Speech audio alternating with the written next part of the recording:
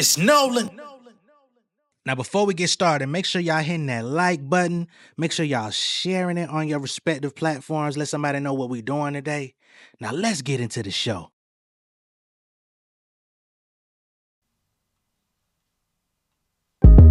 Hey, we ain't got a lot of time left. If the rap game fall, bet I did this shit to death. No motivation to stretch it. Focused on ethics, try to survive in my section. Shit is depressing. Used to care about niggas. Now I give a fuck about your whereabouts. Publishing, I'm clearing house, nigga. Music on shows, I'm on Paramount, nigga. Killing every rapper breathing, and I'm bailing out quicker, single-handed. Never panic, I get disbanded, reprimanded, ass-handed, then they vanish. Hip-hop, nigga, I perfected every element with 4-finger rings on. Call me Captain Planet. Street shit done. These niggas scum, I don't appreciate none. Nigga thinking niggas stunt. Came from a village, bumping Dilla in the slum, moving on another pillar. I'm the realest that they come. I don't need no squad. My rap clean like Pino on the beats like Ringo Starr. Blast on niggas like Beano bars, doing numbers in the bank like bingo cards. My respect level lower, next level flow us in the text, bitch your ex come and blow us. Old school niggas still dressed in below us in the jet, watching Plex while I flex on them niggas that's below us.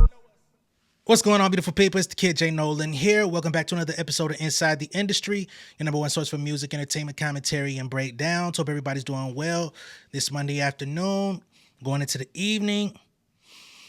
Man, it's been crazy out here, right? This past year or so has definitely been crazy in the Diddy anthology. You know, he's literally behind bars right now, awaiting trial with a federal trafficking law, charges and some more shit on him. But there's also been an onslaught of civil suits that have been placed on Diddy as he's been going through his trials and tribulations behind bars, not being able to really defend himself in the public. And I'm going to be honest, a lot of the lawsuits that have been coming out most recently, they don't seem all that legit, man. I got to be honest. They seem very crazy. I'm not saying that I'm going up for Diddy because I'm not. Y'all should know that if you're a viewer of this channel.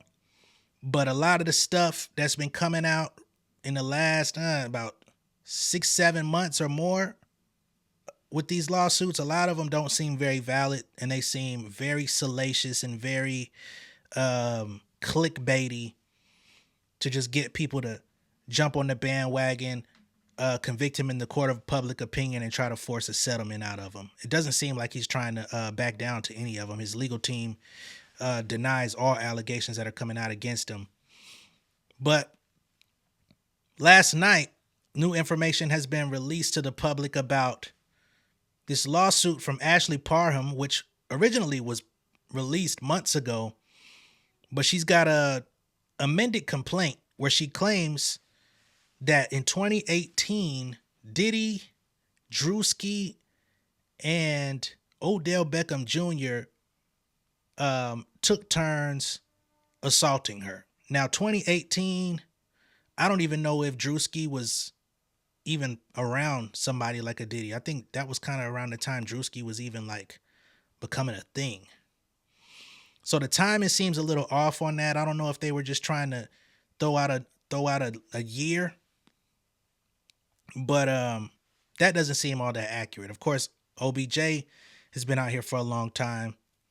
But just critically thinking, I'm like, oof, that doesn't really line up all that great. Nonetheless, not only are they named as defendants in this lawsuit, but Jaguar Wright is also named in the lawsuit, which I find to be very interesting as a defendant, by the way, because I don't recall any affiliation between Jaguar Wright and Diddy outside of her coming out and saying the worst about him for the last 2 years, trying to help the government convict him, trying to throw him under the bus, going on public platforms, besmirching his name. Now, she's being accused of allegedly being a part of this nigga shit, which, again, I don't even believe that because Jaguar Wright ain't really had no access to, major pillars within the hip hop space for many years. So even that sounds outlandish.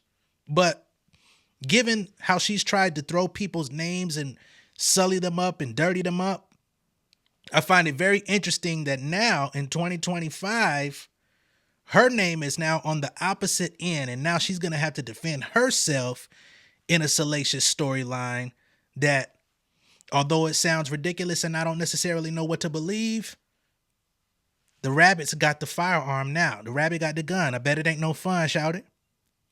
But let's get into some of this. Okay?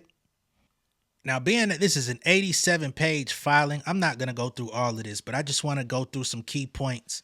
And I'm also going to pull up a piece of an interview of the alleged victim, Ashley Parham, where she went on the news and talked in private. This is another situation similar to the Jay-Z thing where she went on the news in disguise and talked about the account. I find that to be an interesting strategy that people are using against celebrities now, being Jane Doe's. She's got her name out there, but she's still not revealing her actual identity. So this is whoo, it's a lot, man. So we've got Ashley Parham and two other, we got a Jane and a John Doe also involved here, which we don't know them, versus Sean Combs, P. Diddy, Christina Coram, which is Diddy's assistant for many years. People have called her the Ghislaine Maxwell of his, his operation. Shane Pierce, Ruben Valdez, John Pelletier, Odell Beckham Jr., Drew Desbordes, a.k.a. Druski, Jacqueline Wright, a.k.a. Jaguar Wright, Helena Harris Scott, Matias Gonzalez, Brandy Cunningham, Janice Combs, of course, that's Diddy's mom, Keith Lux, a.k.a. Big Homie CC. Big Homie CC, is that the security dude that be doing them YouTube interviews? As a matter of fact, it is. So he been coming out here doing all these crazy ass YouTube interviews, talking about Diddy and all type of crazy things that he's seen as well. Now his ass is a defendant. Crazy how folks that have been out here throwing crazy allegations on people are now facing their own. Okay. So introduction, this case involves Rico Enterprise for the purpose of SA, battery, and I'll just say SA for short on all of this stuff, false imprisonment and kidnapping for the personal and financial benefit to the enterprise participants. Defendant Diddy has been sued by countless individuals, that's a damn fact, for crimes similar to the ones enumerated in this complaint. Defendant Diddy is currently a federal inmate awaiting criminal trial for crimes similar to the ones enumerated in this complaint. Defendant KK is an employee of Defendant Diddy, often referred to by Defendant Diddy as his right-hand woman. Defendant Diddy's predatory behavior was constant and was well known by several individuals, including Defendant Diddy's employees, staff, friends, family, associates. In fact, Defendant Diddy's sons are being sued for engaging in the same type of deviant behavior as their father, as pled in a Los Angeles Superior Court filing. So they're just trying to paint the scene here of the type of nefarious individual that Diddy is and all of his counterparts that have been aiding and abetting him for many years. Again, we're not going to read this entire thing.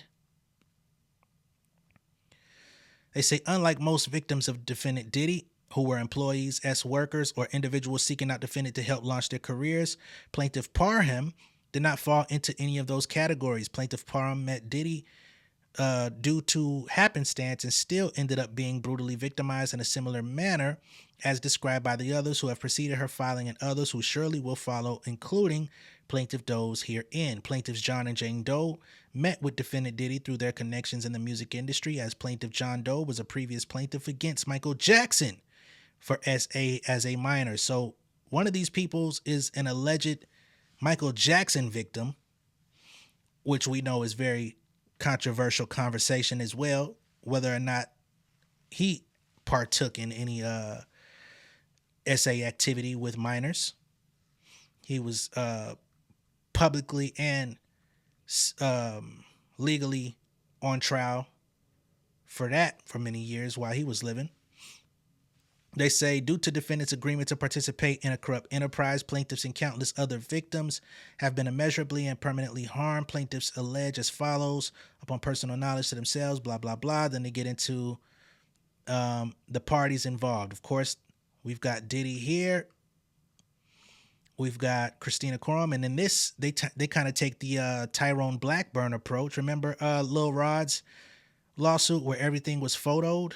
They're taking the same approach here. Christina Coram, that's Diddy's right-hand lady. Shane Pierce Defendant Ruben Lira Valdez. Defendant John Lawrence Pelletier. I believe he's like a police chief or some shit like that, by the way. Defendant Odell Beckham, and they've got him in a photo there with Druski. Next up, they've got a photo of Druski with Odell Beckham. Trying to draw the connection here, but I would love to see that connection in 2018. Defendant Jaguar Wright, aka Jaguar. They claim she's domiciled in California or Nevada. I believe she's a resident of Texas. But you know, maybe they know better than me. Looks like they used a mug shot of her ass too. That's crazy. Defendant Helena Harris Scott. So these are all of the people that I guess were allegedly involved in this. And oh gosh, there's CC, big homie CC sitting right next to Jag. Ooh-wee, the tables is turning on some asses today. Now let's get into some of what they're alleging here.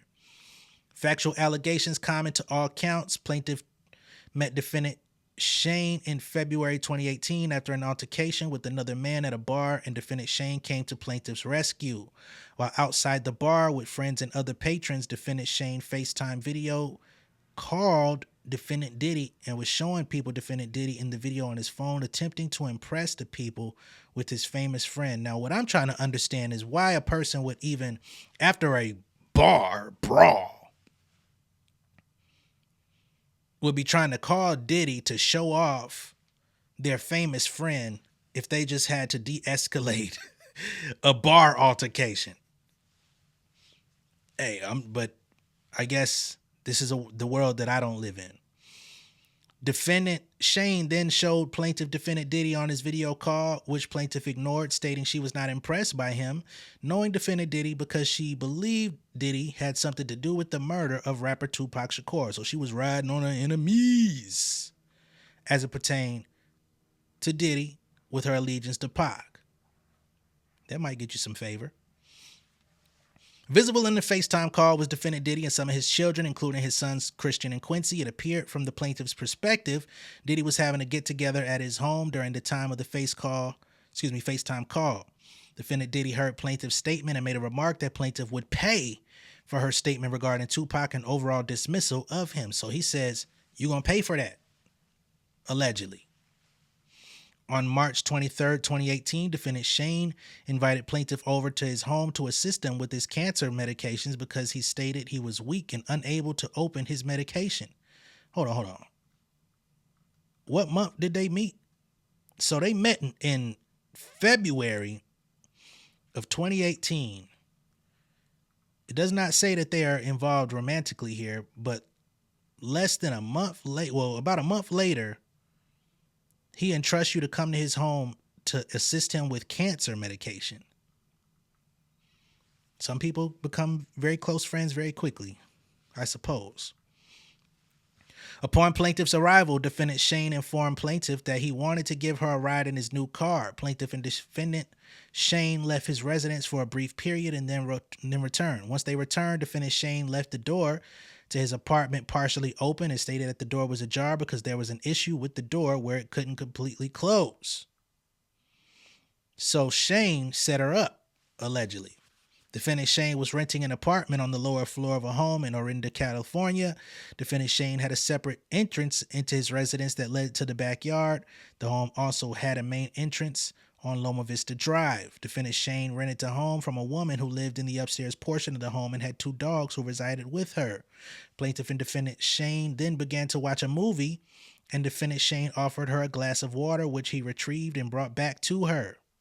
Approximately 10 minutes after plaintiff and defendant Shane returned from their drive, Diddy entered his residence. Very interesting.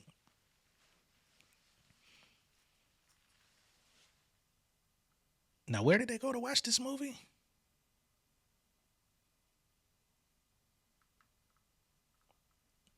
Defendant Diddy entered the home in a grand not ready to party. You remember in the Jay-Z lawsuit, right? Diddy allegedly said to Jane Doe the so-called 13-year-old, you are now ready to party. Now, we've got this quote here, grand, ready to party manner. It seems like these, I gotta be honest, it seems like these lawyers are all in this together. Now, they may not all be profiting together, but it seems like this is a scheme. I gotta be honest. The verbiage is too similar. And if one salacious lawsuit with this type of verbiage is fucked up, I'm starting to believe that others are too. Even Lil Rod shit seems a lot more legitimate than this. But if she was taken advantage of, we gotta, take that for what it is. But this is very interesting language here. His grandiose entrance was so loud that the dogs upstairs began barking. And again, I think it's very interesting that he would enter in such a grandiose way if he's sneaking in to do something criminal. Defendant Diddy did not enter the home through the backyard entrance, but instead through the main entrance. Along with defendant Diddy were his bodyguard, defendant Big Homie CC, defendant KK. Whoa. So they all came up in there at the same time? So him, his big ass security, Christina Coram, defendant Brandy, defendant Doe 2. So about 5-6 motherfucker came in here, who upon information and belief is a friend of defendant Shane and Diddy and defendant Diddy's driver, Doe 3, who remained outside in his vehicle during the duration of plaintiff's assault. Plaintiff believes defendant Shane invited her over to set her up to be assaulted by defendant Diddy because of the statement she made about Diddy a month prior. Upon defendant Diddy's arrival, he immediately began to antagonize the plaintiff, stating that she thought she would never see him in person, pay for her statements about Tupac during the video call, and that defendant Diddy caught plaintiff. Plaintiff was in shock as she never believed that she would ever see or meet him in real life, let alone in the small apartment rented by defendant Shane. Diddy then began, and why they keep calling him defendant Diddy? Why you don't call him by Combs? Most lawsuits do. Defendant Diddy then began advancing towards where plaintiff was sitting on defendant Shane's bed with a knife and held it to the right side of her face and threatened to give her a Glasgow smile in retaliation for her previous statements on the video call. So he had a blade, put it to her neck, allegedly, said, "I'm going to give you a Glasgow smile." And a Glasgow smile is basically the Joker shit, where you carve up a motherfucker face into a smile, which we did see him play the Joker one Halloween a couple years ago. Let's see here. Defendant KK told defendant Diddy that she did not think giving plaintiff a Glasgow smile would be advantageous to their potential clients, who they could sell plaintiff to. Whoa. So she's saying, Diddy say, "I'm about to give you a Glasgow smile. I'm gonna give you the Joker shit." Christina Coram then intrudes and says, whoa. No, that wouldn't be very advantageous. We could just sell her to the clients. We're not going to give her to them all scarred up. That's not going to be advantageous to us. Now, up until this point, we haven't heard of Diddy selling anybody. The trafficking charges that he has federally are about him, women that he's closely associated with, doing interstate traveling with them or flying them out, and intermingling in a sexual manner with escorts, right? Namely Cassie, and she says that she was participating against her will. But we haven't heard anything of trafficking in this dimension where he's literally selling people. Okay. Defendant KK then made a threat to plaintiff that they could ship her off anywhere in the world and that she would never see her family or anyone she knew ever again. Well, there was one allegation. Remember that Mexican drug lord dude who claimed that Diddy was threatening him and wanted to move some kids. That's the only other person, and he wasn't very trustworthy either. I don't even know what happened with his lawsuit. So many people have tried to get in on this thing.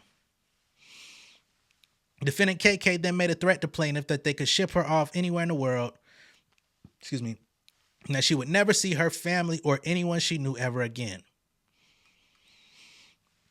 Defendant Shane then partially undressed plaintiff. Then defendant Diddy removed the remainder of plaintiff's clothing, removing the knife from her face, and then retrieved a bottle of liquid from a large fanny pack. So he was traveling with a large bottle of liquid in a fanny pack.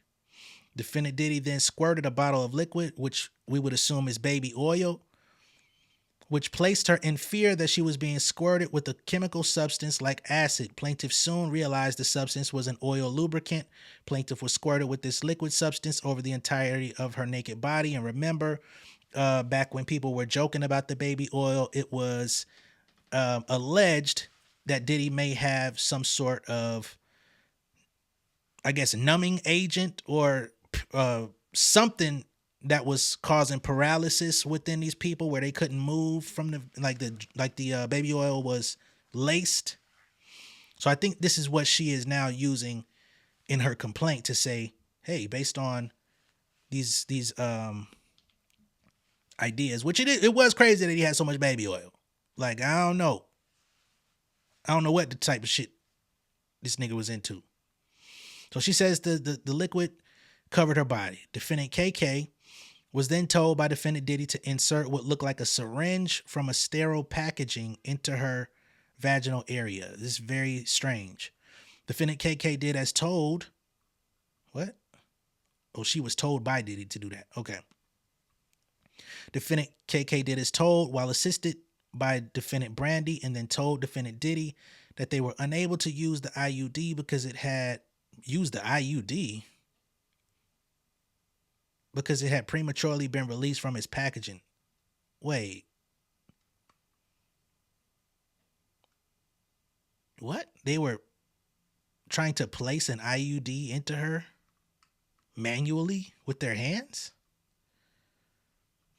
Defendant Diddy, upset by this, took the syringe from defendant KK and tried inserting it instead. Defendant KK and Diddy began to argue as defendant KK continued to advise defendant Diddy that since the IUD had been prematurely released from its packaging, it was no way they could insert it into her effectively.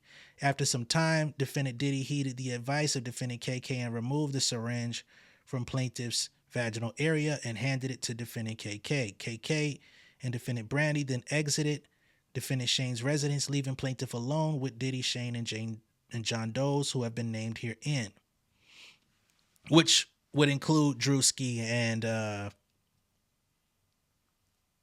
Odell Beckham Jr., which I find it interesting that their names are not just being explicitly named, since they're named in the lawsuit.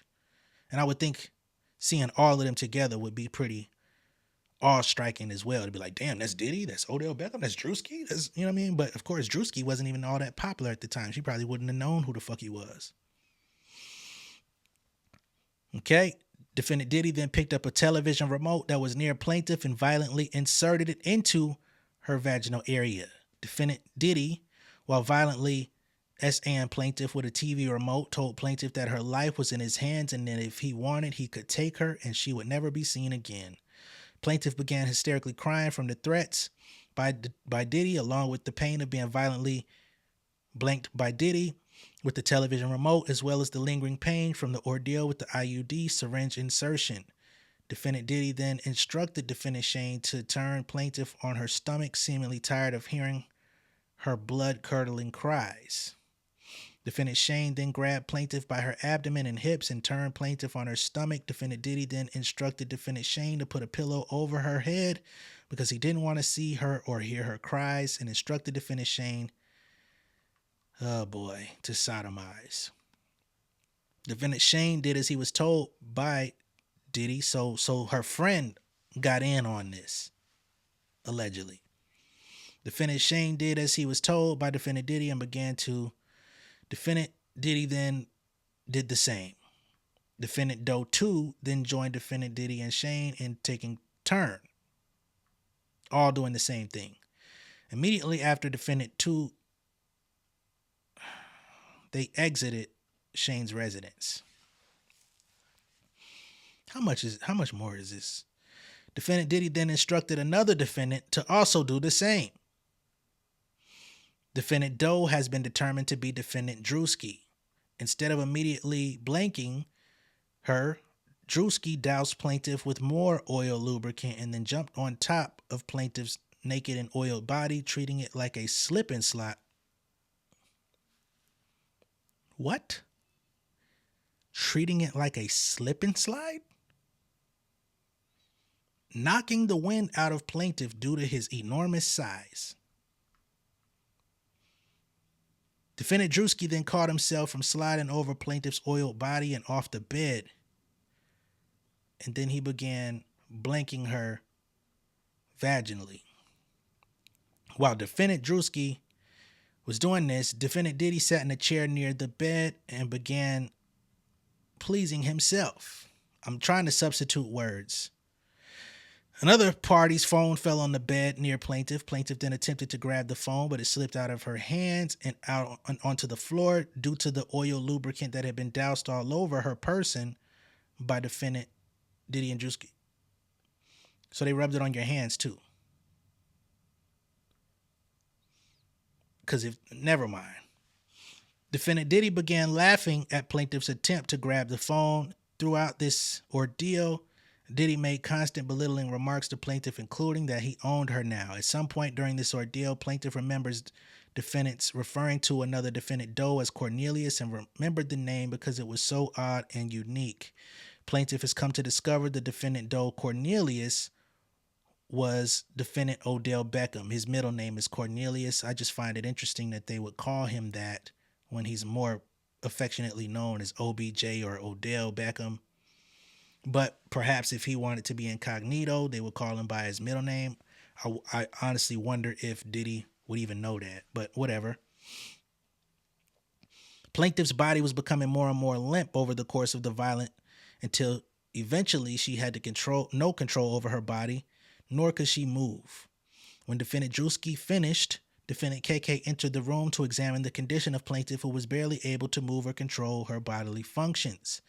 Defendant KK examined plaintiff to see if she needed assistance and was about to give plaintiff an IV fluid. So now she's about to give her an infamous IV fluid, since that was also something that was released that Diddy and his counterparts would partake in restorative IVs, after the freak off. So now that's a part of the story as well. Examined plaintiff to see if she needed assistance, was about to give plaintiff an IV. Plaintiff cannot be certain if she did or did not receive such. How you don't know that they gave you an IV? Defendant KK, but you can perfectly recall the rest of the situation, but you don't remember if you got an IV. Defendant KK then opened a different bag, different than the one defendant Diddy removed the oil from. So you can recall the type of bag that was open, but you don't know if an IV was inserted into you. So this bag had several medicine bottles, IV fluid bags, and other unidentifiable powder-like drugs. Defendant KK then removed a pill from one of the medicine bottles and gave it to Diddy. Diddy then inserted the pill into plaintiff's mouth and down her throat to where plaintiff had no choice but to ingest the unknown pill. Diddy, Shane, KK, Odell, and Druski then exited the residence to the backyard where they smoked marijuana and cigarettes. Plaintiff remained in almost lifeless state in his bedroom, Shane that is, until she finally regained her bodily functions. Plaintiff then began looking for her clothes and her purse that contained her car keys and cell phone, but could not discover them in the room or anywhere in the apartment. Plaintiff was only able to find a t-shirt on the floor, which she put onto her to cover her naked body. Plaintiff also observed a black condom wrapper on the floor of the bedroom, which she assumed was used by one of the defendants, most likely Diddy. Why would you assume it was his when it was supposedly for 3 other people? Plaintiff then found a knife with the assistance of the Doe plaintiffs and headed to the backyard where the defendants were smoking, as that was the only way to exit. Whoa. So you found a knife with the assistant of the Doe plaintiff. So there was 2 people there that helped her find a knife, and headed to the backyard and you went to where all these people were. You're trying to escape and you went past them, as it was the only way to exit the premises onto the street. Plaintiff concealed the knife on her left side as she exited the apartment to the backyard area.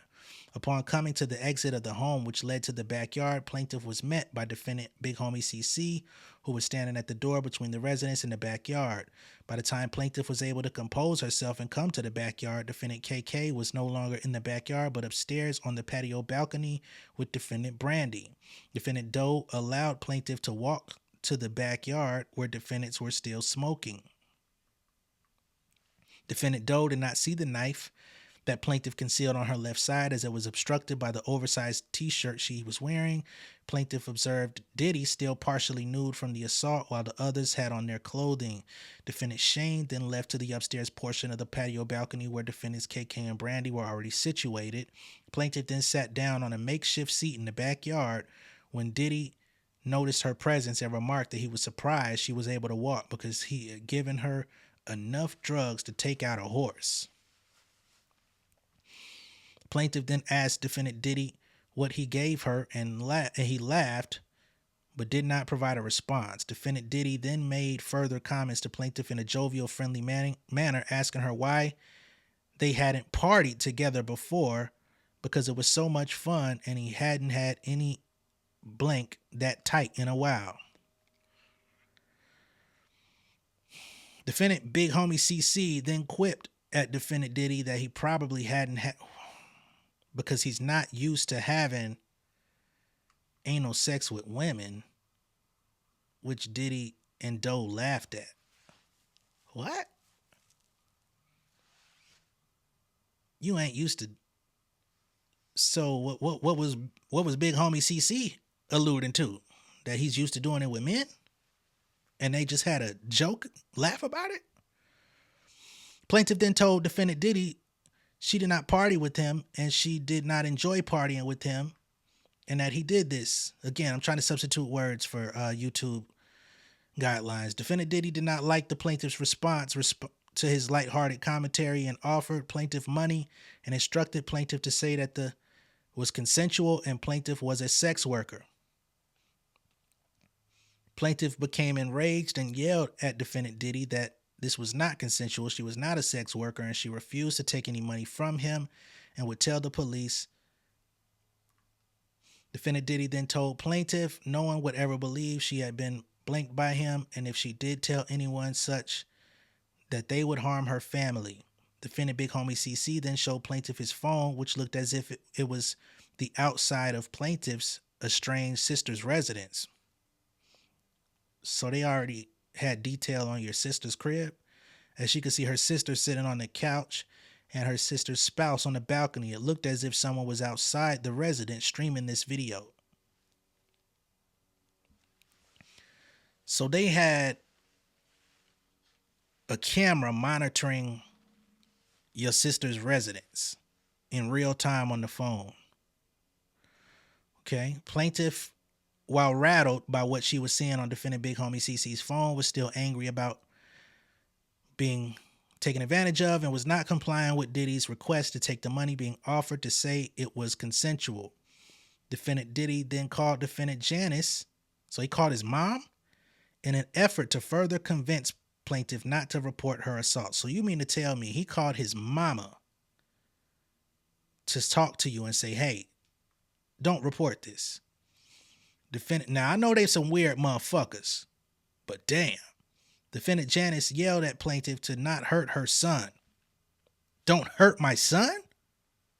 After you was allegedly hurt? Plaintiff told defendant Janice that her son had violently blanked.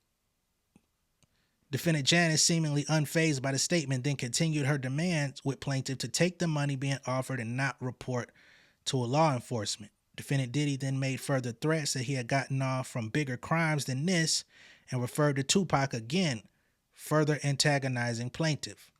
Defendant Big Homie CC then turned to defendant Diddy. So, this is about the second or third time that we've heard somebody claim Diddy own up to killing Tupac. And they claim he's been out here wearing it like a badge of honor privately, which could or could not be true.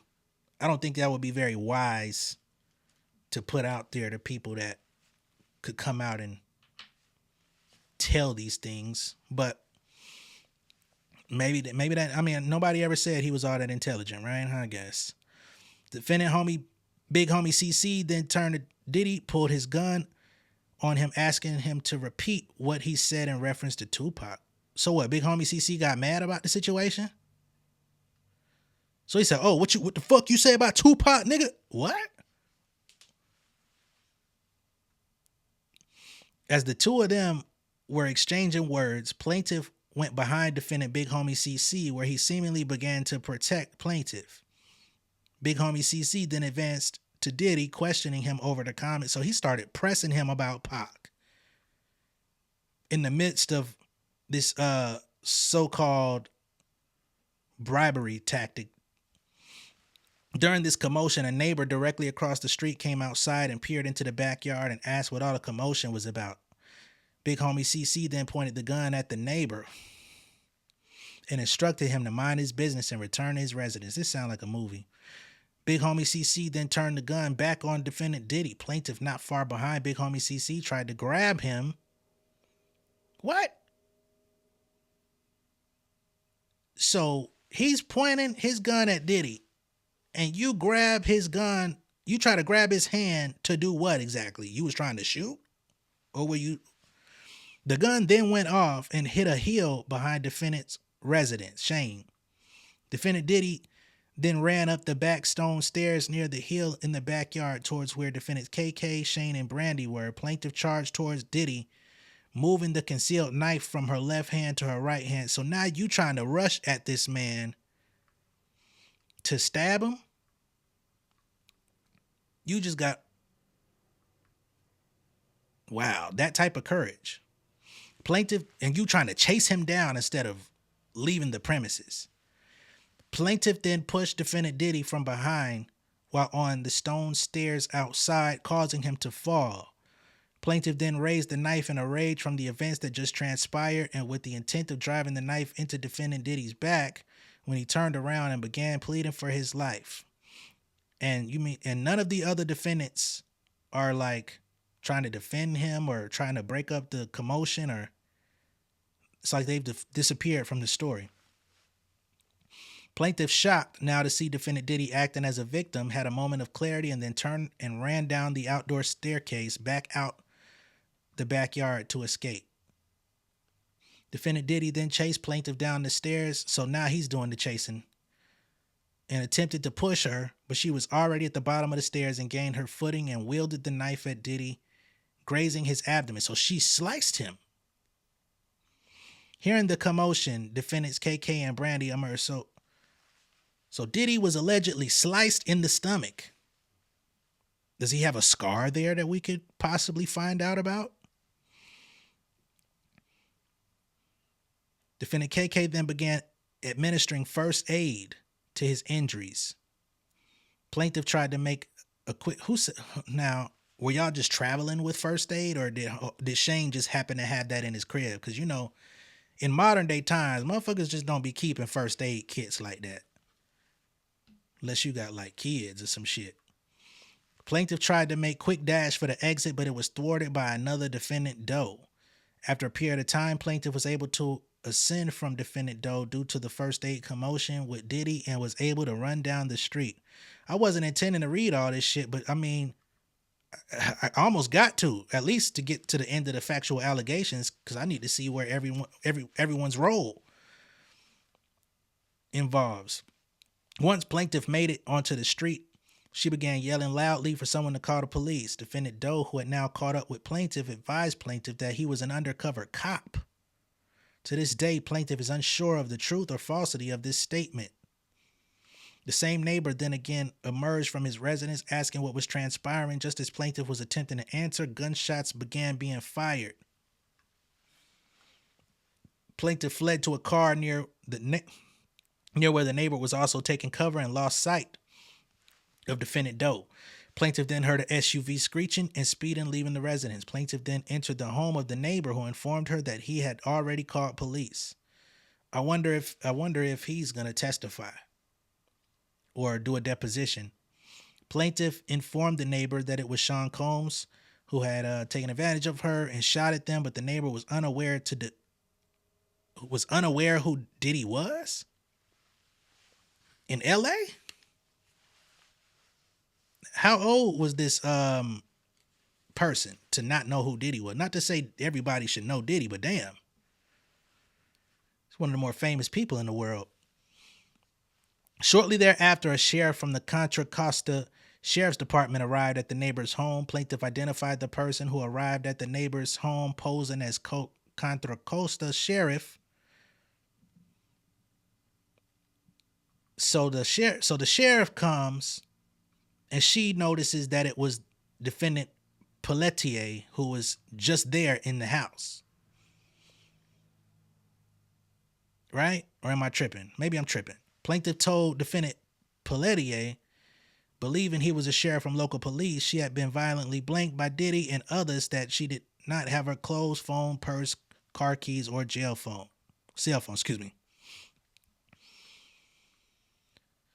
Pelletier, falsely posing as the sheriff, told plaintiff and the neighbor that they had received several noise complaints prior to the neighbor's call and instructed plaintiff to find a way to get home. Find a way to get home?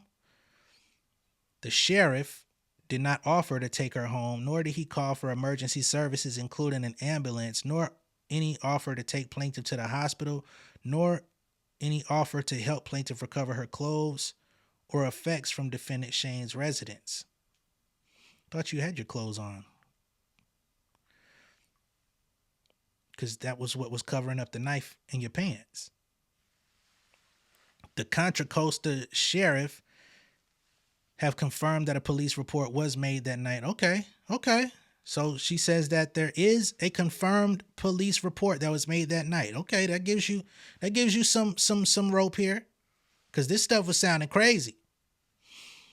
Contra Costa sheriffs have refused to release any information related to the complaint on the night in question to any source, despite numerous attempts made via Freedom of Information Act. Are they gonna disclose any of this information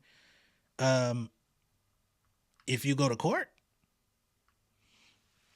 Plaintiff observed defendant Pelletier hand something to the neighbor, what looked like an envelope, as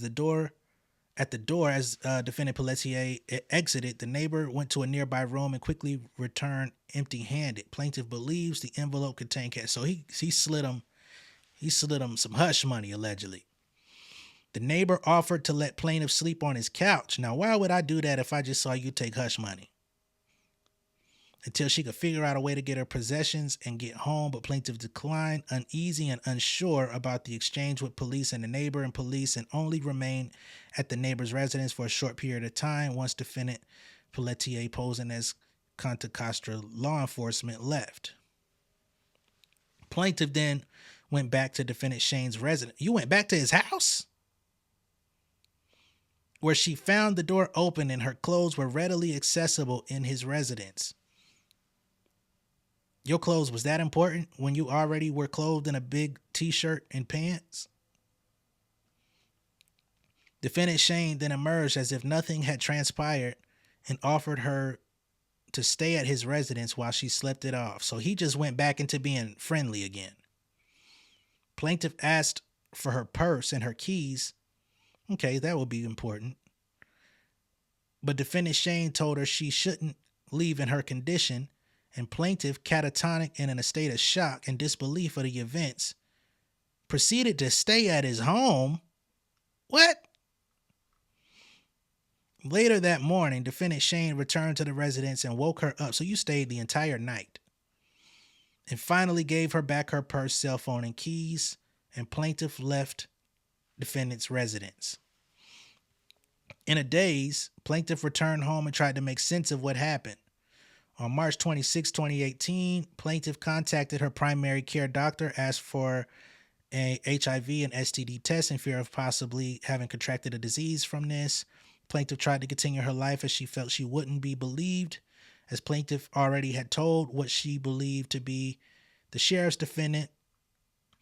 Further, plaintiff was under the impression if she did continue to say Diddy's name in relation to her assault, she would not be believed and her family would be in danger. Seemingly mere days, maybe even the day before plaintiff's blank, defendant Shane had miraculously began driving a new car. Miraculously. Plaintiff believes this was payment by defendant Diddy for setting her up. Plaintiff went to the hospital, where the hospital conducted several tests, including a blank kit, ultrasound, x-rays. Additionally, plaintiff was given IV fluids to stabilize her vitals, as she was in a severe weakened state from being unable to eat and losing a substantial amount of weight since this occurred. Lost a substantial amount of weight? Interesting. In a day?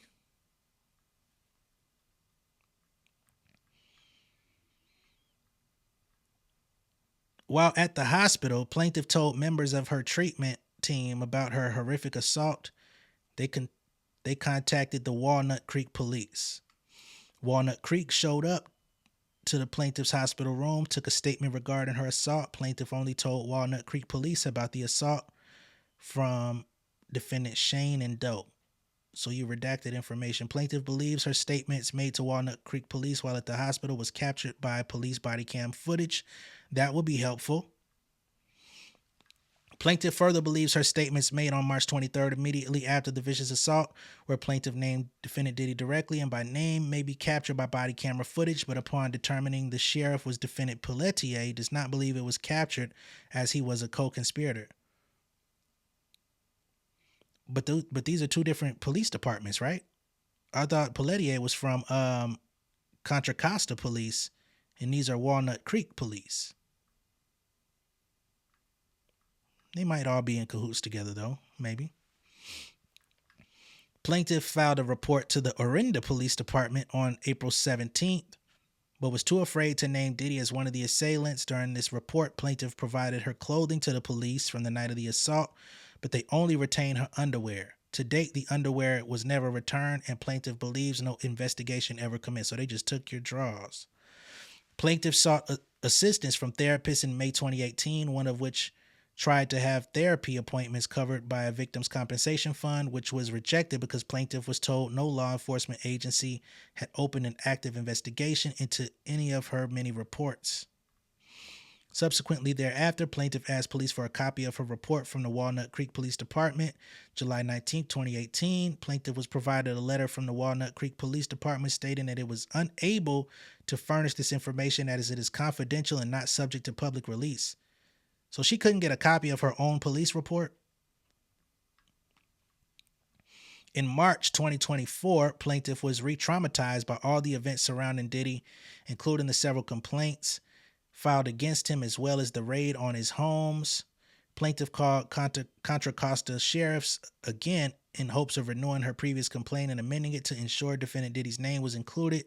Plaintiff received no response from the sheriff. He went back to them 6 years later. Plaintiff in July 2024 then emailed the chief of the sheriff's office regarding her complaint, lack of investigation, and how she was treated by the initial responding officer. Plaintiff then received a call back from a detective, but then nothing further. Plaintiff then began seeking legal counsel for her claims, ultimately being referred to undersigned for representation.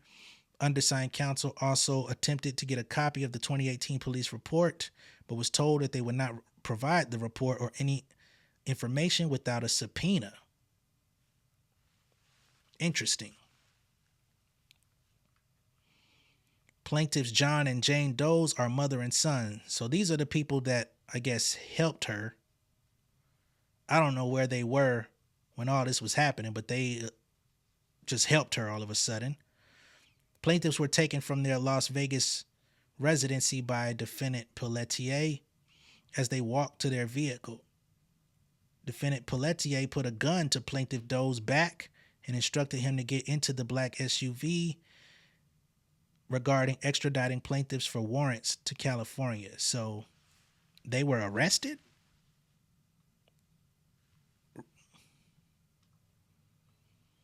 Plaintiffs did not have any warrants nor convictions. Plaintiffs demanded to be shown the warrants, and the detective, let's just say sheriff, refused and threatened to shoot them if they protested further. In the back of the black SUV was defendant Valdez. Valdez was unknown to plaintiffs at the time, dressed in dark clothes, and instructed plaintiffs not to look at him. Plaintiffs were then transported to what they believe was defendant Pelletier's residence. So he then took hold on. So he took them from California to Vegas. Plaintiffs were ordered inside and brought into the living room and forced to sit on the couch and were physically restrained. Plaintiffs demanded to speak to their attorney, which was refused, ignored, or met with threats of violence. It became obvious to plaintiffs that this was not a legal arrest and that Pelletier was acting outside. Am I tripping? Or was this all in Vegas? No, I'm not tripping. Contra Costa is in California. So he took him on a road trip. All right. Defendant Gonzalez, what? At some point, therefore, plaintiffs were ordered in the back of the large SUV. Defendant Gonzalez was given the keys to plaintiff's vehicle, an SUV, to follow behind. So they... What? So they took John Doe's SUV and followed behind? Defendants Gonzalez and Pelletier had a list, which upon information and belief was a list of safe houses which they could allow parties a safe respite undetected. Defendant Pelletier appeared to be in charge, and he and defendant Valdez were both giving out orders to the co-conspirator defendants. Plaintiffs overheard repeated conversations in the vehicle while being kidnapped and transported about following protocol. Upon information and belief, this protocol was agreed upon codes, including the use of communication apps like WhatsApp and or Snapchat, satellite phones, and referring to other co-conspirator defendants by their middle names. It was apparent to plaintiffs this was a professional operation. Plaintiffs were then trafficked from Vegas to various locations throughout California. The first location plaintiffs were able to identify was Danville, California. In the convoy with the SUV, plaintiffs were placed in also included plaintiff's SUV that was driven by defendant Gonzalez. Upon information and belief, defendant KK was in another SUV part of the... So she was traveling with the police while they transported the people that helped you.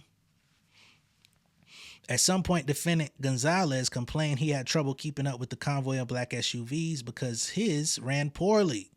Plaintiffs alleged the convoy drive was for numerous hours, but the exact time was uncertain as they were unable to keep adequate track of time.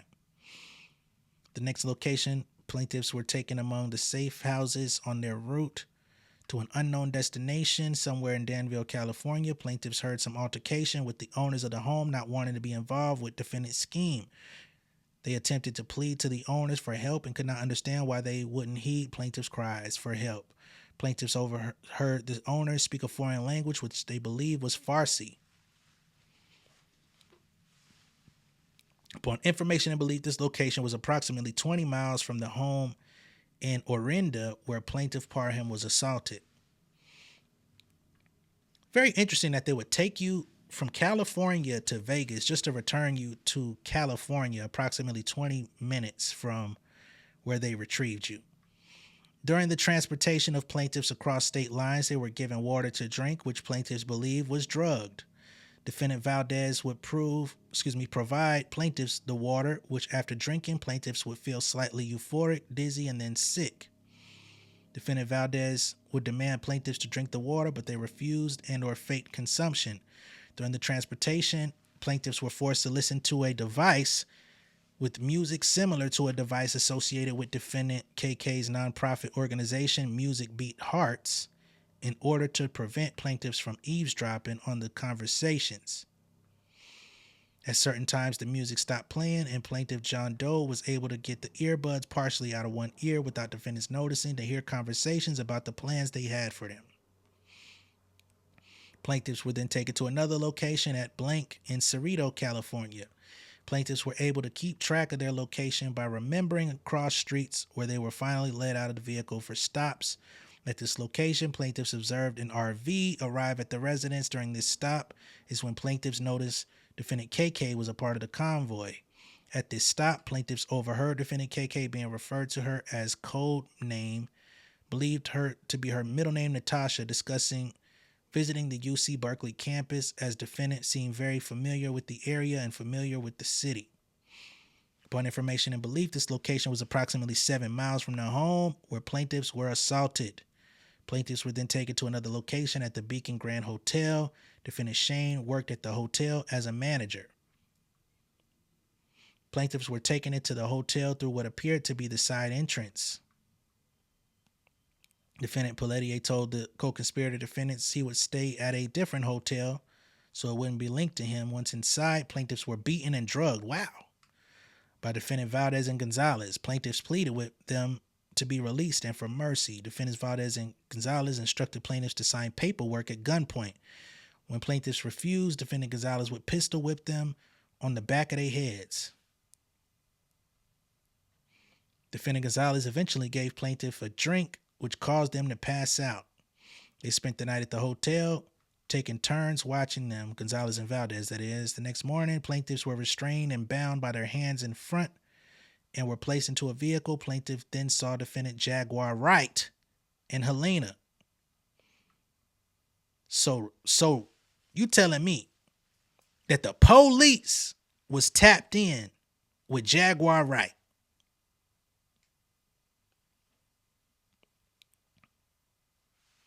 Upon information and belief, defendants Jaguar and Helena were in a small sedan, light-colored white or beige. Plaintiffs were then transported to the location of plaintiff Parham's brutal assault on Loma Vista Drive by defendants Jaguar and Helena. Defendant Helena was the driver and defendant Jaguar was the passenger.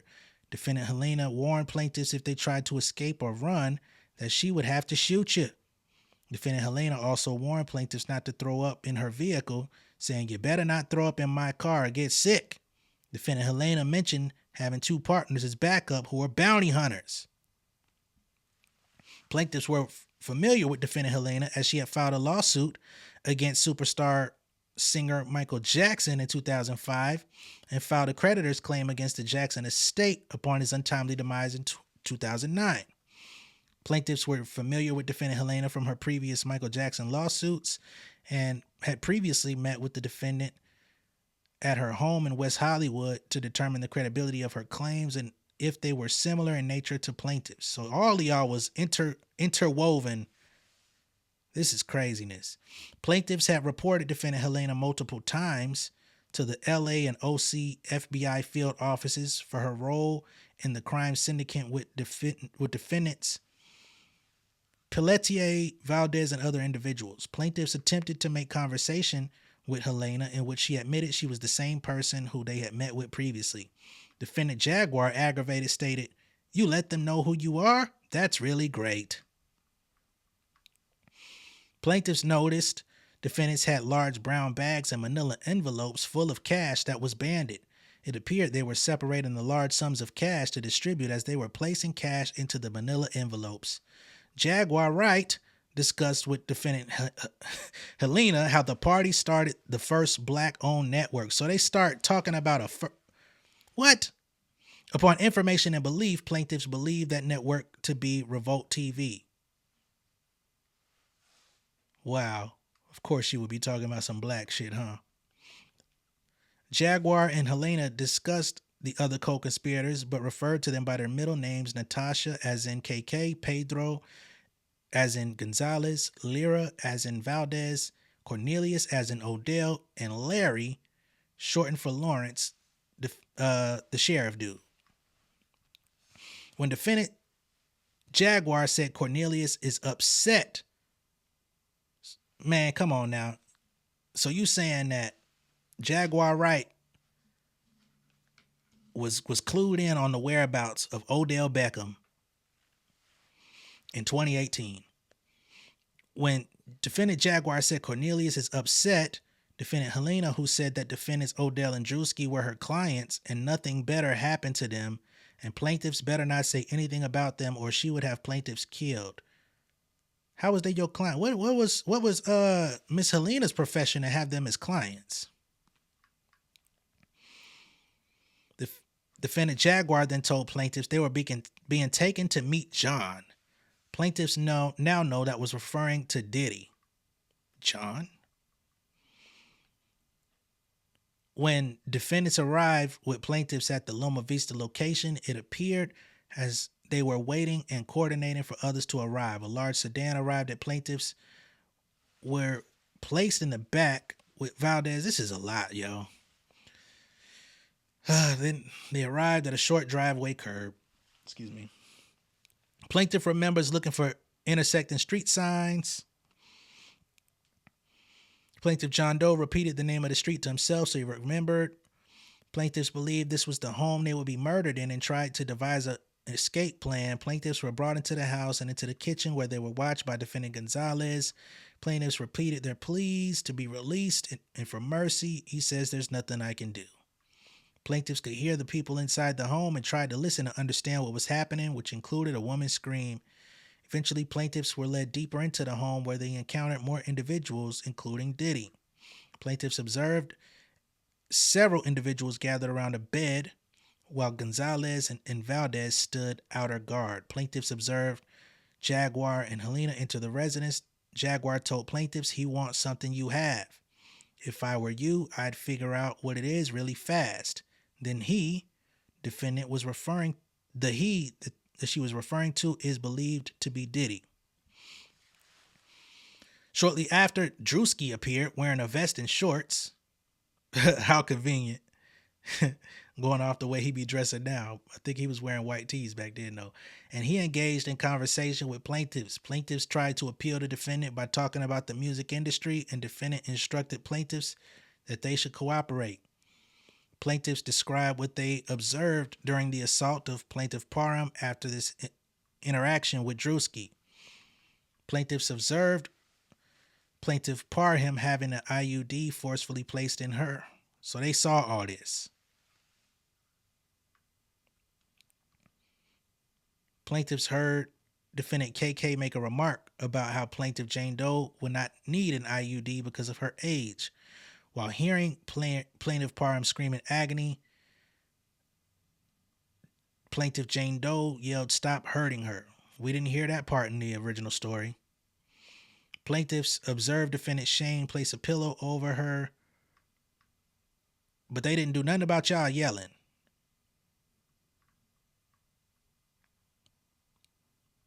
And y'all was able to help her get away when they knew that y'all was there yelling, "Stop." Defendant Diddy instructed defendant Valdez to shut her up, and defendant Valdez hit plaintiff Jane Doe with the handle of his firearm. Plaintiff John Doe, witnessed plaintiff Parham being assaulted by the remote, and when he tried to say something, plaintiff was told to shut up or they would put the remote in him next. Come on, man. Y'all are witnesses, and they keep letting y'all just keep intruding into the situation. Nobody took y'all off during the act. They let y'all stick around the whole time. Plaintiff John Doe believes he heard defendant Jaguar make remarks, "Put the remote in her." So now they saying Jaguar was there too. Put the remote in her. She gonna learn today. And telling plaintiff Parham that she was gonna make it worse. Plaintiffs believe the remote assault was to punish Parham for the IUD failure. Plaintiffs heard defendant KK remark to defendant Diddy and Druski that she needed to keep them sufficiently drugged, and revealed a bag full of drugs and paraphernalia. KK appeared to be dispersing doses to defendants, asking them their weights to administer the proper amount. At some point, plaintiff John Doe was taken to the bathroom. While in the bathroom, he believed there may have been other tenants and began to bang on the walls, hoping someone would hear him, but the only person who heard him was defendant Valdez and Gonzalez. This story is a fucking mess. Plaintiff John Doe took immediate notice of defendant Odell because when he took his clothes off, plaintiff remembers defendant being in great shape, especially in comparison to the naked bodies of Diddy and Druski.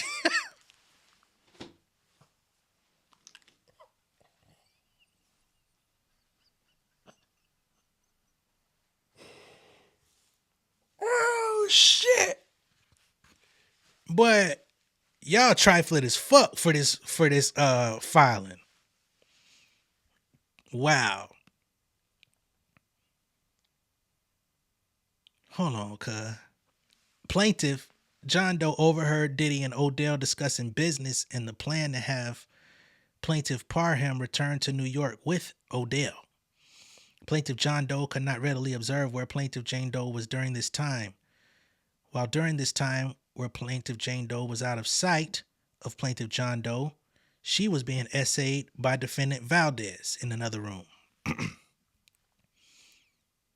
John Doe witnessed the gang blank of plaintiff Parham. Plaintiff Jane Doe witnessed the same. Plaintiff John Doe witnessed defendant Druski douse plaintiff Parham in baby oil and then jump and slid across her body. Plaintiff John Doe observed defendants Diddy and Druski manically and hysterically laughing, which plaintiff attributed to their drug use. Defendant Diddy then attempted to force plaintiff John Doe to also assault plaintiff Parham, and he refused. So he saw y'all trying to help and said, "You get in on this too."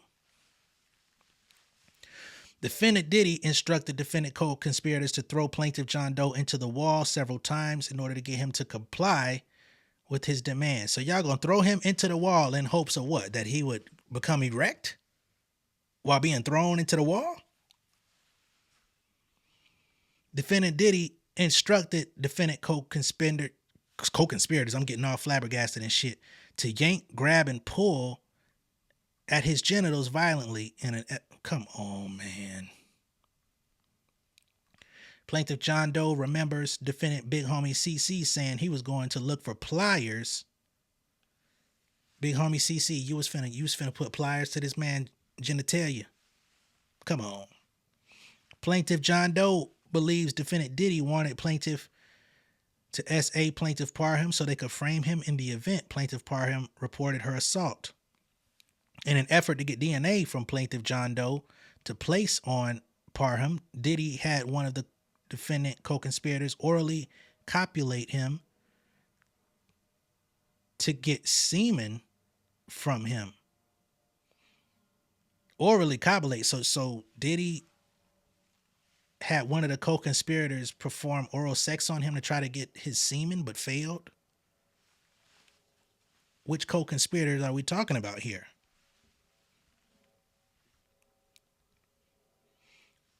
Plaintiff Jane Doe observed defendant KK return to the room to check on plaintiff Parham and providing her an IV, telling her to breathe deeply. Plaintiff John Doe watched plaintiff Parham lose consciousness. At some point, plaintiff Jane Doe returns after Diddy, Shane, Druski, Odell, KK, and others leave the home and retire to either the backyard or to the upstairs patio. Plaintiffs were left alone and unattended with an unconscious plaintiff Parham. So they just left all y'all together. Y'all was not knocked out or nothing. They just left y'all too, even though y'all were attempting to help. Plaintiffs were crying after observing this assault and began to realize their next chance to devise a plan for escape. Plaintiff began looking for weapons and exit points. Plaintiffs could not find any phones and or weapons like knives. Plaintiffs were trying to act quickly while the defendants left them unattended, were outside smoking. Plaintiffs observed outside, believed to be... So now Diddy's sons, Christian and Quincy, were there. Even Ashley Parham didn't say they was there. They say they observed them roughhousing and practicing layups and basketball moves. Plaintiffs heard defendant Diddy tell his sons to watch the gate and make sure no one left. Plaintiffs observed defendant Gonzalez outside the door where the front door was barricaded by yellow crime scene-like tape. The door lock was unusual because it was facing backwards, needing a key to exit. Fearing no way to escape, Plaintiff Jane Doe mentioned to Plaintiff John Doe that she overheard them say put it on top of the refrigerator and instructed Plaintiff John Doe to check to see if there was anything on top of the fridge. He found a knife up there. Plaintiffs then heard ramblings from the room that Parham was in and went in to check on her to stop her from making too much noise that could thwart their escape. Plaintiffs told Parham they weren't going to hurt her and that they were there to help. Parham, just now coming into consciousness and being horrifically blank, was upset, terrified, and unsure if they were trying to help or if they were also co-conspirators. Plaintiffs eventually were able to get Parham to calm down and listen to their escape plan. Plaintiffs told Parham they could not find an exit, needed her to help escape, otherwise they would all be killed. Plaintiff Parham, after experiencing her ordeal with defendants, believed plaintiffs and agreed to help in an escape. They told her they had found a knife and that her assailants were in the backyard, which she believed to be the best exit for escape. Parham then exited the home with the knife concealed, so that's how she got the knife. Shortly thereafter, defendant KK returned and took plaintiff Jane Doe to the balcony, leaving plaintiff John Doe alone in the residence. Plaintiffs believed defendant KK did not check because she believed plaintiff Parham was still unconscious. While on the balcony, KK demanded plaintiff Jane Doe sign documents. When plaintiff refused, she yelled at least the 2 Doe bodyguards plaintiff would not sign and asked them to assist. Plaintiffs believed the documents were related to creditors' claims. What? That plaintiff had against the Michael Jackson estate. So they pulled your records from 2009 and said you had to sign off on them?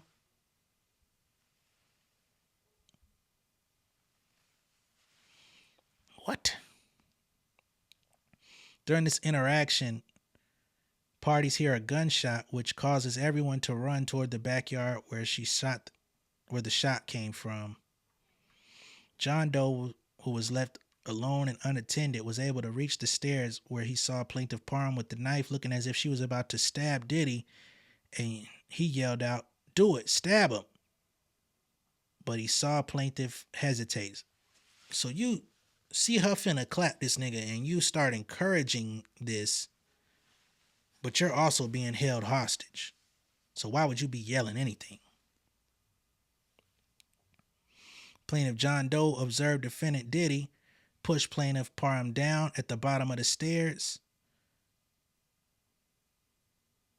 Y'all stories don't even line up, because she said Diddy attempted to push her, but her feet were firm, which is how she ran out. So y'all stories don't even line up. Plaintiffs were briefly then reunited, and plaintiff John Doe and told plaintiff Jane Doe now was their opportunity to escape. Following plaintiff Parham, plaintiffs ran out the back gate onto the street in the opposite direction of Parham. Plaintiffs arrived at the house next door to the residence, banged on the door, yelled for help. The wife came out, said that she and her husband couldn't help. Plaintiffs found the exchange bizarre and could not understand why they would not help or call 911. Plaintiffs were able to try to hide until they saw an officer report to the location, where they attempted to speak with the officer. Before plaintiffs were able to speak to the local officer, this was Pelletier, he appeared and obstructed the plaintiffs from speaking to the other officer, telling the responding officer a federal investigation was going on and not to interfere. Pelletier told, this is straight movie shit, Pelletier told the officer to turn off his body cam. Pelletier told the officer he was working on a case for drug traffic and had the house under surveillance and would report later to the local precinct. He referred to plaintiffs and Parham as suspects and said they were homeless. How much more of this do I have to sit through? God damn. When plaintiff tried to refute the statements by Pelletier, they were threatened and told to shut up and remain quiet. Defendant Gonzalez then transports and removes plaintiffs from the interaction with defendant Pelletier and the responding officer. Gonzalez placed plaintiffs in another vehicle, which was hard to see due to the darkness. Plaintiff Jane Doe pleaded with defendant Gonzalez to let them go and that she would not tell. In a last-ditch effort, plaintiff told defendant she overheard defendants Jaguar and Helena say they were not going to pay him and that there was not enough money for him. Unbeknownst to plaintiffs, defendant Jaguar and Helena were in a nearby vehicle. Gonzalez exited the vehicle, went to the vehicle with Jag and Helena and confronted them about not getting his money. Defendant Gonzalez returned to the vehicle where plaintiffs were being held, seemingly confirming what plaintiff Jane Doe said because plaintiffs heard him use the Spanish term mayate, which is often used as a slur towards black people. So Jag and Helena was running off with their bread. And they were the ones allegedly trying to pay these police. Defendant Gonzalez then walked plaintiffs to the nearby street where the SUV was parked and gave plaintiffs the keys to the vehicle and released them. He said, hey, shit, man, fuck this shit, man. They not trying to give me no money, fucking mayates. Here's the keys to the Jeep. Vroom. Plaintiffs then arrived at Blank, the main road that leads to the I-24 freeway, and asked another commuter the nearest police station as plaintiffs did not have any phones in their vehicle, did not have GPS. They were given instructions that they were close and how to proceed to the police station. Plaintiffs arrived at the police station or in the way. Plaintiff John Doe walked in the police station with the intention of filing a police report, but remembered overhearing conversation from the defendants during their transport when defendants believed he could not hear them, that if plaintiffs ever reported the incident, they would be deemed crazy and non-believable. Plaintiff John Doe was also concerned about the exchange with the responding officer on the scene and how he refused to listen to his pleas then. Plaintiff John Doe then only briefly spoke to someone at the front desk about filing a report and took a business card. Okay, so those are the allegations. We're not going to go through, the causes of action, the RICO and all that stuff. We pretty much know what that is. I just wanted to know the story and how all of these people were supposedly interwoven and linked, because this is bizarre. They're about bizarre as goddamn D12. But all I can say is if anything transpired, hopefully Ms. Parham is brought to justice. And if this is a fucking lie, then she needs to be brought to justice in another way. That's all I can say. I don't know what happened. I don't know what didn't. This shit sounds like a fucking Taken movie. So let's get to the responses surrounding all this stuff. Well, first, let me play the interview, and then we'll get into the responses. So this is Ashley Parham on News Nation back in January, talking about her experience on this broadcast here. Here's some disturbing details of brutal violence and boundless cruelty. And before I say another word, you need to know two things. One, it is one woman's account laid out in a lawsuit that has not yet been proven. And two, the person being accused of these terrible things is Sean Diddy Combs, and he's denying everything. We touched on this story before, back when Ashley Parham filed a jaw-dropping lawsuit. The claims were just mystifying and overwhelming.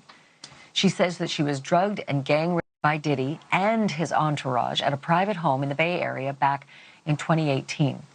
She says after the gang, she slashed Diddy with a knife and was shot at by either Diddy or a member of the entourage before narrowly escaping with her life.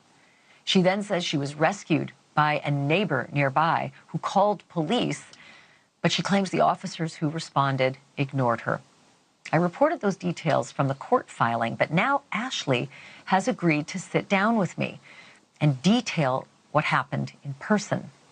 I also asked her some difficult questions about specifics in her alleged ordeal. In return, we agreed to hide her face, and she joined me earlier today along with her attorney, Ariel Mitchell. If you can, and I'm sorry these questions are so difficult. I'm following along with the affidavit for the most part. Can you tell me what happened after you say Sean Combs allegedly raped you with the TV remote? What happened after that in that bedroom with all of those people present?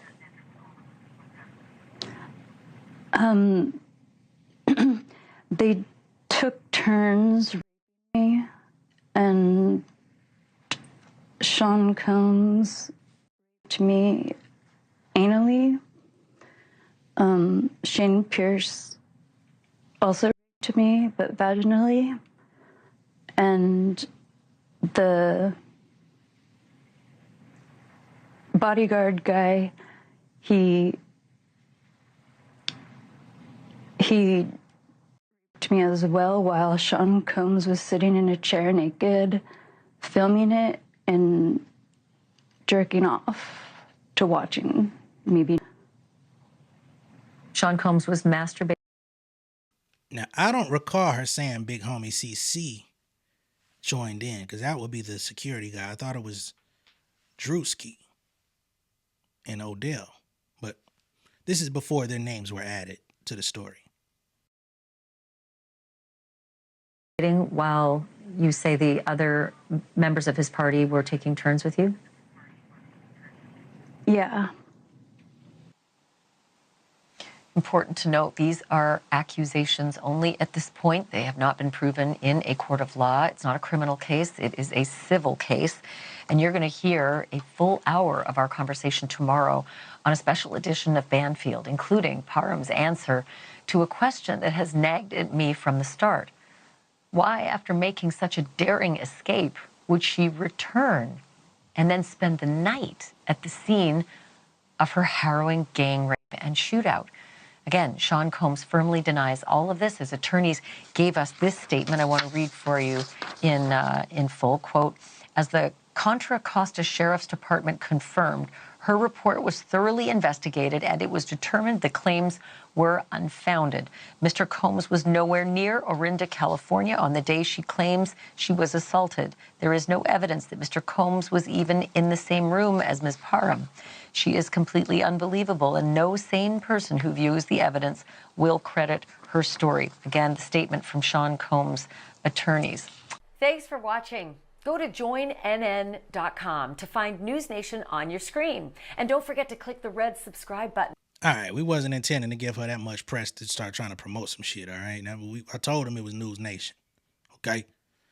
Now, let's get to, y'all heard the statement from Diddy's legal team. They're pretty much echoing the same thing. They said that back in January. They're still sticking to that. However, let's get to Druski's statement regarding this. And Odell Beckham has also released a statement regarding this. So Druski says, the allegation is a fabricated lie. I wasn't a public figure in 2018. I was broke, living with my mom without any connections to the entertainment industry at the time of this allegation. So the inclusion of my name is truly outlandish. My heart breaks for actual victims of abuse, but I'm fully confident that the evidence will expose this falsehood and the individuals who are maliciously trying to game the legal system to peddle false narratives. Now, I do believe he was doing comedy in 2018, but I don't know to which degree he was being embraced by the industry at that time. Odell Beckham, on the other hand, says, boy, I'll tell you what. I think this was in response to Druski. This world makes absolutely no sense. I am covered by God. He will prevail. I know who I am. I know who you are. Keep your head. That name will be clear. Shit's stupid now. Again, I ain't gonna lie. OBJ, your response is interesting. Like, boy, I tell you what. I'm covered by God. He will prevail. I know who I am. What happened to some shit like, I wasn't there, homie. I don't know what the fuck y'all talking about. Like, not in such language.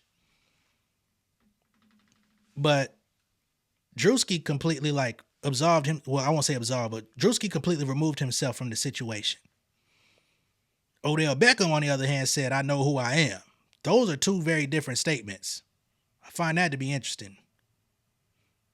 Now, I can't say anyone did or did not do anything in this video. All I can do is give y'all the information, voice my opinion, any trepidation I have towards some of the information, but I cannot confirm or deny anything, okay?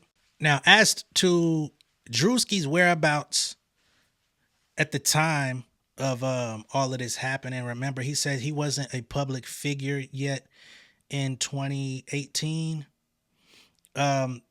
Well, I found an article that kind of gives you a little bit of information about his moving his way into comedy and all of this stuff and becoming famous and whatnot, just to kind of give you a timeline of his rise to prominence. So they say, born Drew Desbordes in 1994, Druski grew up in Gwinnett County, Georgia. He attended Georgia Southern University, where he studied sports analytics for a semester. According to Yahoo News, he was uninspired and depressed due to his studies, and he has interviews talking about that. So he decided to leave school and move back in with his mother. Persuaded by friends, he started posting comedy skits on Instagram in October of 2017. Okay, so that would make March 2018. That's just 6 months after he started doing comedy. And at that point, he wasn't famous. His big break came in 2020 when he started working with the rapper Jack Harlow. Their comedic chemistry and music videos and online content played a big part in extending Druski's reach. His follower count skyrocketed and he began receiving shout-outs from many famous artists across the industry, including Drake, Lil Yachty, and Odell Beckham Jr. So all of this love he got really started coming around 2020. By early 2021, he had established himself as an upcoming artist in the comedy world. He teamed up with Diddy's Revolt TV and Adidas on a web series, Sneaking In with Druski, in which he interviewed celebrities such as Snoop Dogg and Tiana Taylor.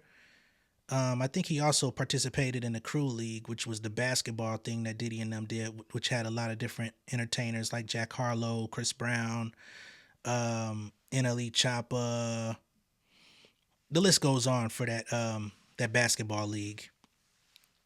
Later that year, he hit the road alongside J. Cole and 21 Savage as the opener on the off-season tour, which broadened his reach outside of social media. Okay? So he started getting the cosigns from all of these people 2020. And 2021 is when his relationship with Diddy and all these people came to be. Now, I wouldn't be surprised if by 2020 he already had established some form of relationship with Diddy. I wouldn't even be surprised if by 2019 maybe he had met with Diddy. But at 2018 March, just 6 months after, and he hadn't even really like broke through yet. I do find that to be a very mysterious time, as I stated before, but just wanted to give additional context about the timeline of Druski, right? But that's where we stand. Let me know what y'all think of all this down below in the comments. I certainly was not looking at doing a nearly hour-and-a-half video on this. I thought we was going to get through that quickly, but damn, that was a lot to get through because I needed to know what Druski allegedly did, Odell, Jaguar Wright, since she been out here going crazy. I did not know big homie CC was involved allegedly with this. This shit is wild. But again, let me know what y'all think of all this down below in the comments. Be sure to like and share this video. If this is your first time seeing me on YouTube, go ahead and subscribe to the channel, become an insider. I'll catch y'all on the next one, man. Sheesh. King of my city and cul-de-sac. Coming out swinging like soldier rags. Leading my people like quarterback. Boy, I study this shit on my almanac. Had to get up and grind. Knowledge is booming, I'm here to apply. Came with the chip and the dip, it just single the mile. We finna do more than survive. I need my check. Spinning the block for the Gouda. We hitting the jeweler to flood out the net. We don't do beef on computers, I'm straight out the sewer. We come when you rest. Niggas be looking perplexed, so keeping my foot on their neck.